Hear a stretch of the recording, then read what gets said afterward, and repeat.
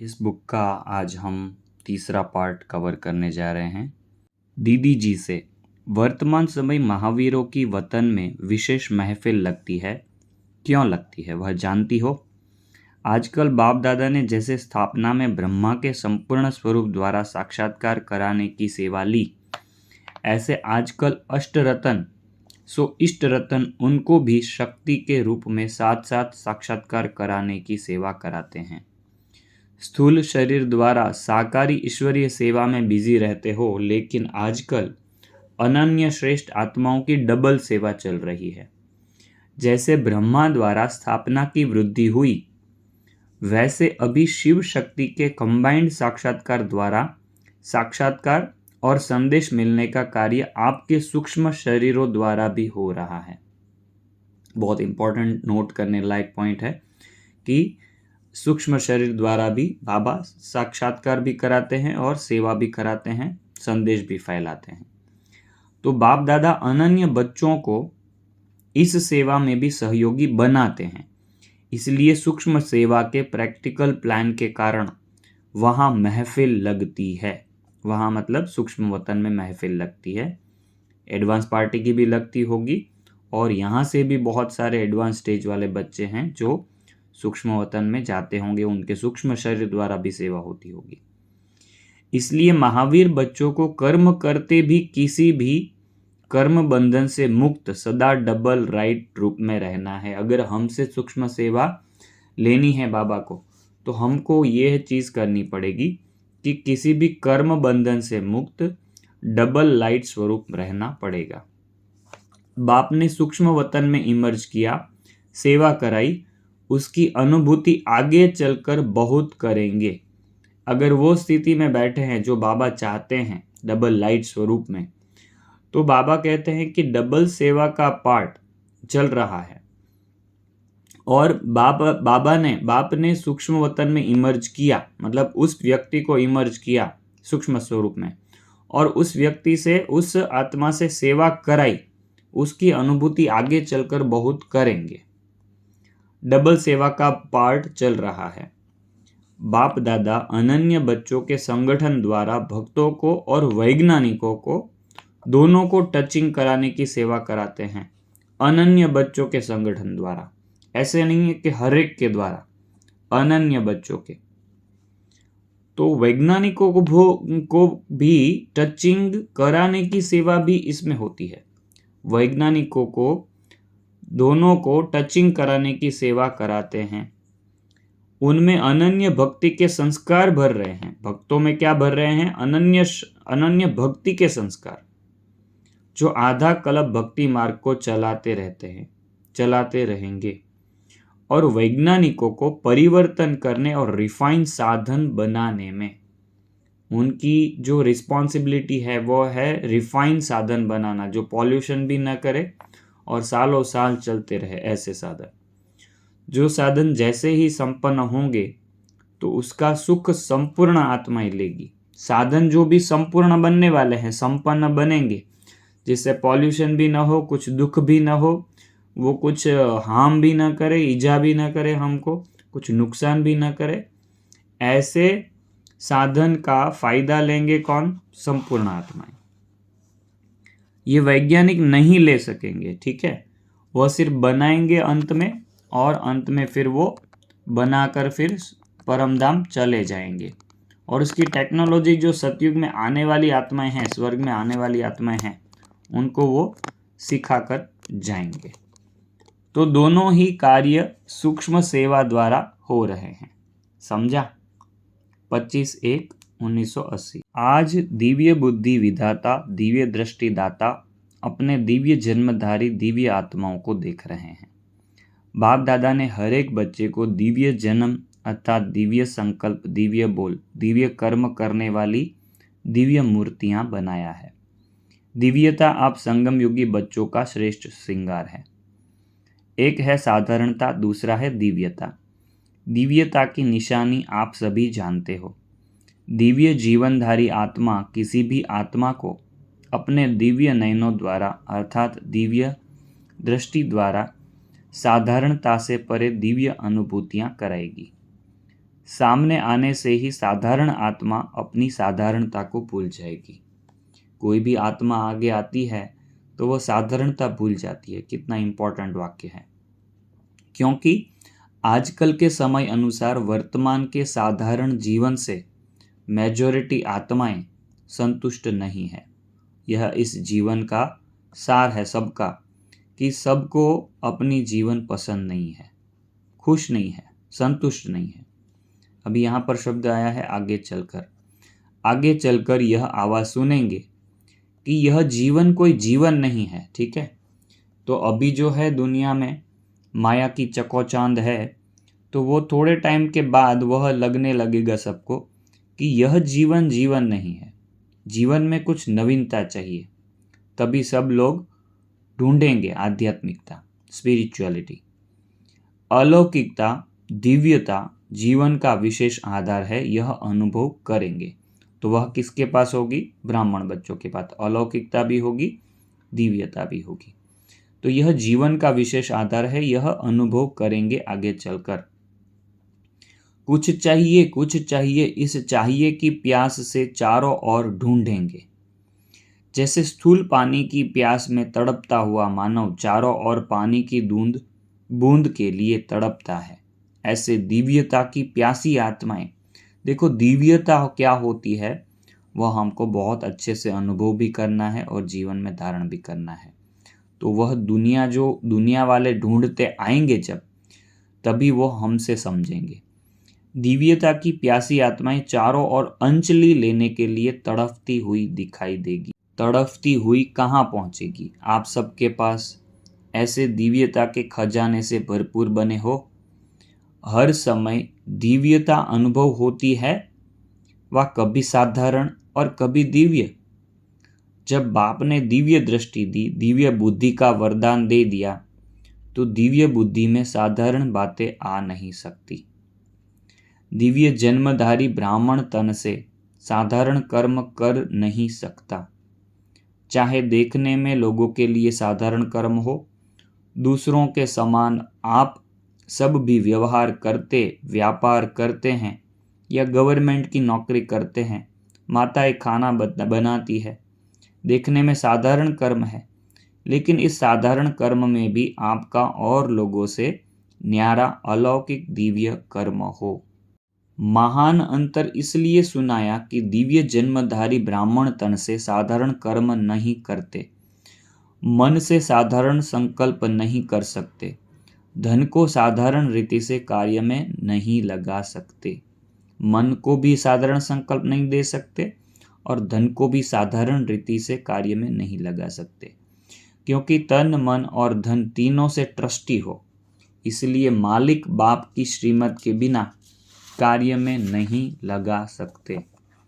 हर समय बाप की श्रीमत दिव्य कर्म करने की मिलती है, इसलिए चेक करो कि सारे दिन में साधारण बोल और कर्म कितना समय रहा और दिव्य अलौकिक कितना समय रहा।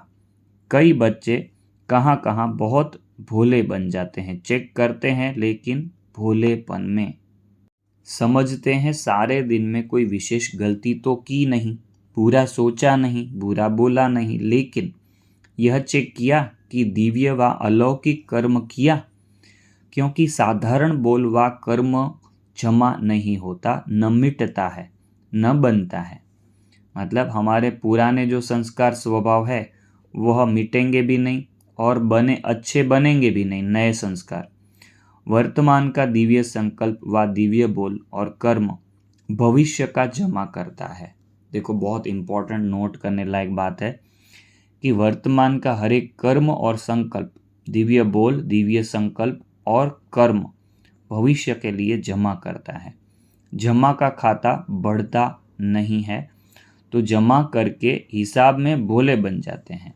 देखो यह सब नहीं किया ठीक से चेकिंग, तो जमा का खाता बढ़ता नहीं है, तो जमा करने के हिसाब में भोले बन जाते हैं। खुश रहते हैं कि मैंने वेस्ट नहीं किया, लेकिन सिर्फ इसमें खुश नहीं रहना, वेस्ट नहीं किया, लेकिन बेस्ट कितना बनाया। कई बार बच्चे कहते हैं मैंने आज किसी को दुख नहीं दिया, लेकिन सुख भी दिया।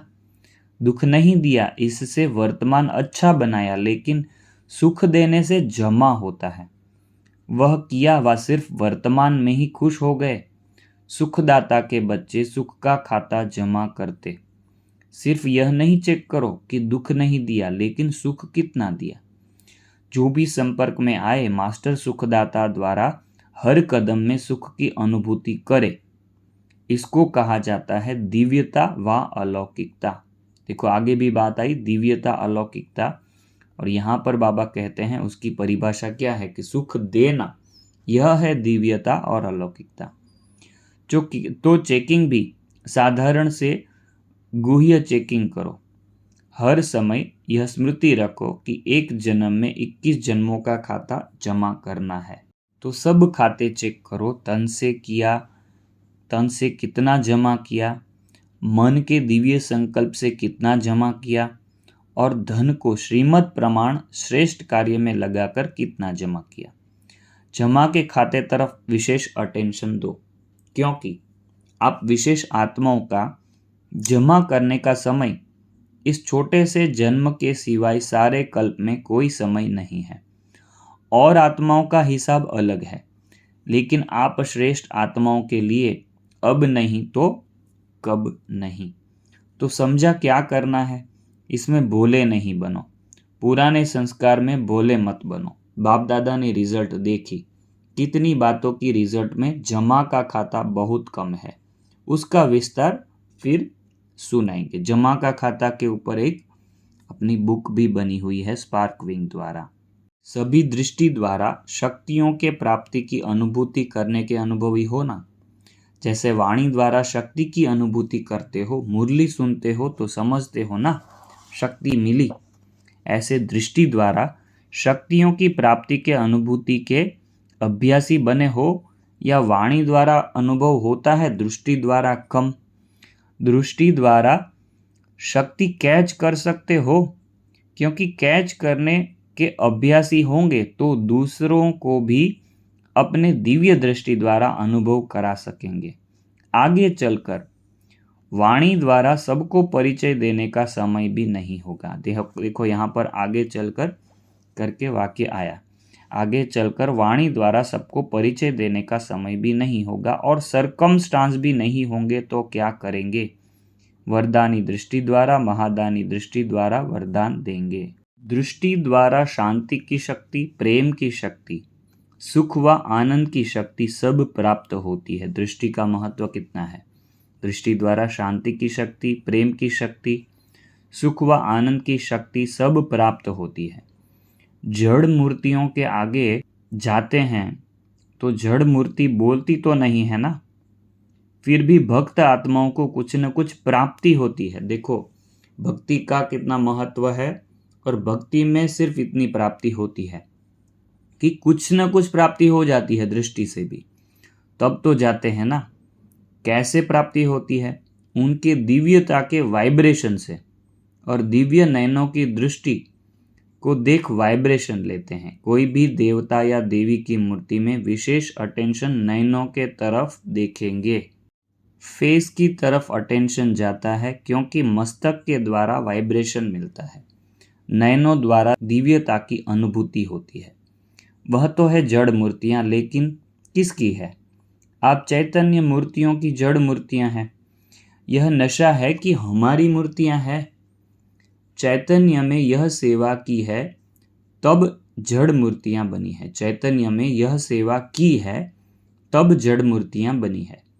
तो दृष्टि द्वारा शक्ति लेना और दृष्टि द्वारा शक्ति देना, यह प्रैक्टिस करो। बहुत इंपॉर्टेंट बात है कि हमको दृष्टि द्वारा शक्ति देने की भी प्रैक्टिस करनी है। शांति के शक्ति की अनुभूति बहुत श्रेष्ठ है। जैसे वर्तमान समय साइंस की शक्ति का कितना प्रभाव है, हर एक अनुभव करते हैं, लेकिन साइंस की शक्ति निकली किससे, साइलेंस की शक्ति से ना। जब साइंस की शक्ति अल्पकाल के लिए प्राप्ति करा रही है, तो साइलेंस की शक्ति कितनी प्राप्ति कराएगी। तो बाप के दिव्य दृष्टि द्वारा स्वयं में शक्ति जमा करो, तो फिर जमा किया हुआ समय पर दे सकेंगे। बाप के दृष्टि द्वारा दिव्य दृष्टि द्वारा स्वयं में शक्ति जमा करो तो फिर जमा किया हुआ समय पर दे सकेंगे। अपने लिए ही जमा किया और कार्य में लगा दिया, अर्थात कमाया और खाया। जो कमाते हैं और खाकर खत्म कर देते हैं उनका कभी जमा नहीं होता। दुनिया में भी ऐसा होता है ना। और जिसका जमा का खाता नहीं होता उसको समय पर धोखा मिलता है। समय पर जब जरूरत होगी तभी धोखा खा लेंगे। जमा का खाता नहीं होता उसको समय पर धोखा मिलता है। धोखा मिलेगा तो दुख की प्राप्ति होगी। ऐसे ही साइलेंस की शक्ति जमा नहीं होगी, दृष्टि के महत्व का अनुभव नहीं होगा तो लास्ट समय श्रेष्ठ पद करने में धोखा खा लेंगे। फिर दुख होगा, पश्चाताप होगा। इसलिए सभी से बाप की दृष्टि द्वारा प्राप्त हुई शक्तियों को अनुभव करते जमा करते रहो। तो जमा करना आता है। जमा होने की निशानी क्या होगी? नशा होगा। जैसे साहूकार लोगों के चलन में, बैठने में, उठने में नशा दिखाई देता है और जितना नशा होता उतनी खुशी होती है। तो यह है रूहानी नशा। इस नशे में रहने से खुशी स्वतः होगी। खुशी ही जन्म सिद्ध अधिकार है। सदा खुशी की झलक से औरों को भी रूहानी झलक दिखाने वाले बनो। इसी वरदान को सदा स्मृति में रखना। कुछ भी हो जाए खुशी के वरदान को खोना नहीं। समस्या आएगी और जाएगी लेकिन खुशी नहीं जाए, क्योंकि खुशी हमारी चीज है, समस्या परिस्थिति है। खुशी हमारी चीज है, समस्या है वो परिस्थिति है, दूसरे के तरफ से आई हुई है। अपनी चीज को तो सदा साथ रखते हैं ना। पराई चीज तो आएगी भी और जाएगी भी। परिस्थिति माया की है, अपनी नहीं है। अपनी चीज को खोना नहीं होता है तो खुशी को खोना नहीं, चाहे यह शरीर भी चला जाए लेकिन खुशी नहीं जाए। खुशी से शरीर भी जाएगा तो भी बढ़िया मिलेगा, पुराना जाएगा नया मिलेगा। तो गुजरात और महाराष्ट्र वाले इस महानता में सदा रहना, खुशी में महान बनना। अच्छा, 11 नवंबर 89 की मुरली है यह। आगे के महावाक्य है वो 27/11/89 से है। मुख की सेवा तो करते रहते हो लेकिन मुख और मन की शुभ भावना की सेवा साथ साथ हो। बोल और भावना डबल काम करेंगे। इस सूक्ष्म सेवा का अभ्यास बहुत काल अर्थात अभी से चाहिए, क्योंकि आगे चलकर सेवा की रूपरेखा बदलनी है। यहाँ पर आया आगे चलकर। हमारी बुक का जो टाइटल है वो है आगे चलकर आने वाला कल कैसा होगा, इसके बारे में यह सब महावाक्य है। आगे चलकर सेवा की रूपरेखा बदलनी है। फिर उस समय सूक्ष्म सेवा में अपने को बिजी नहीं कर सकेंगे। देखो यह इम्पोर्टेंट बात है कि आगे चलकर उस समय सूक्ष्म सेवा में अपने को बिजी नहीं कर सकेंगे, क्योंकि बाहर की परिस्थितियां बुद्धि को आकर्षित कर लेगी। यह बाबा वार्निंग दे रहे हैं। रिजल्ट क्या होगी? याद और सेवा का बैलेंस नहीं रख सकेंगे। सूक्ष्म सेवा में अपने को बिजी नहीं कर सकेंगे। आगे चलकर बाहर की परिस्थितियां बुद्धि को आकर्षित कर लेगी। उसकी रिजल्ट क्या होगी? याद और सेवा का बैलेंस नहीं रख सकेंगे। बाबा क्लियर बता रहे हैं कि नहीं रख सकेंगे। इसलिए अभी से अपने मन बुद्धि की सेवा की लाइन को चेक करो। अभी से अपने मन बुद्धि के सेवा की लाइन को चेक करो। टीचर्स को चेक करना आता है ना। टीचर्स औरों को सिखाती है तो जरूर स्वयं जानती है तब तो सिखाती है ना। अभी योग्य टीचर्स हो ना। योग्य टीचर्स की विशेषता यह है जो निरंतर चाहे मनसा चाहे वाचा चाहे कर्मणा सेवा में सदा बिजी रहे तो और बातों से स्वतः ही खाली हो जाएंगे। अच्छा,